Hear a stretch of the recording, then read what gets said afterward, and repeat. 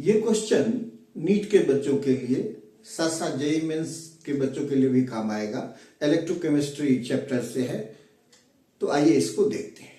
Question कह रहा है कि standard cell potential for the cell, ये सेल रिएक्शन दिया है जिसका स्टैंडर्ड सेल पोटेंशियल का वैल्यू 1.10 वोल्ट दिया है at 25 degree C. The equilibrium constant for the reaction, इस रिएक्शन के लिए इक्विलिब्रियम कांस्टेंट आपको फाइंड करना है और उसका ये किस ऑर्डर में होगा वैल्यू, ये आपसे पूछा जाता है।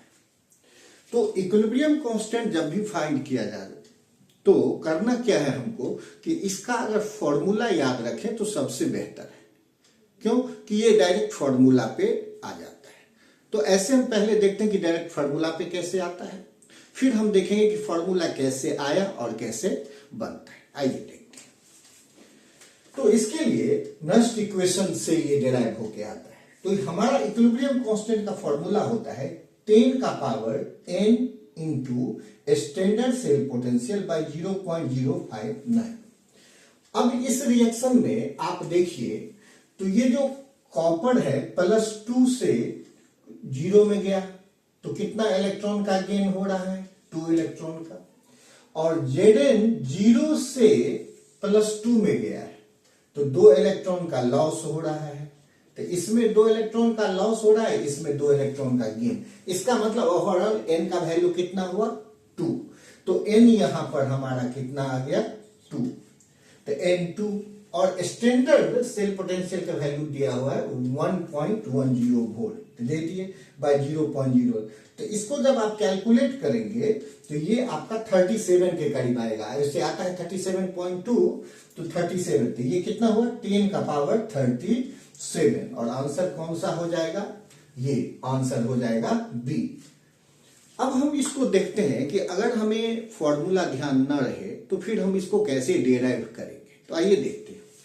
ये हुआ हमारा नस्ट इक्वेशन। तो ये cell potential equal to standard cell potential minus 2.303 RT by NF log Q।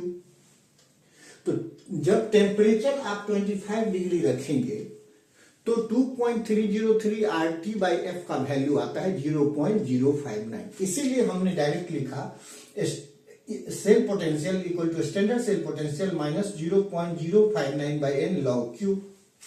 अब जब इक्विलिब्रियम की बात आ रही है, इक्विलिब्रियम पर जो ये सेल पोटेंशियल हो जाएगा वो 0 हो जाएगा और ये जो रिएक्शन कोशिएंट Q है वो इक्विलिब्रियम कांस्टेंट के बराबर हो जाएगा।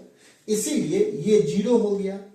तो अगर ये 0 हो गया तो overall standard E cell minus 0.059 by n log Q के जगह पर इक्विलिब्रियम कांस्टेंट है तो इसका वैल्यू क्या हो जाएगा, 0। तो स्टैंडर्ड ई सेल का वैल्यू ये हो जाएगा। तो लॉग इक्विलिब्रियम कांस्टेंट का वैल्यू हो जाएगा कितना, तो n into standard E cell by 0.059।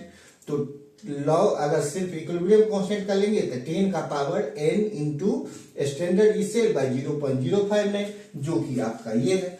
तो बेहतर है कि इस क्वेश्चन को बनाने के लिए इस फॉर्मूला को आप ध्यान में रखें और इस तरह का क्वेश्चन बार बार रिपीट किया गया है। तो अगर फॉर्मूला हमें ध्यान रहेगा तो बहुत कम समय में हम इसको सोल्व कर सकते हैं। Thank you.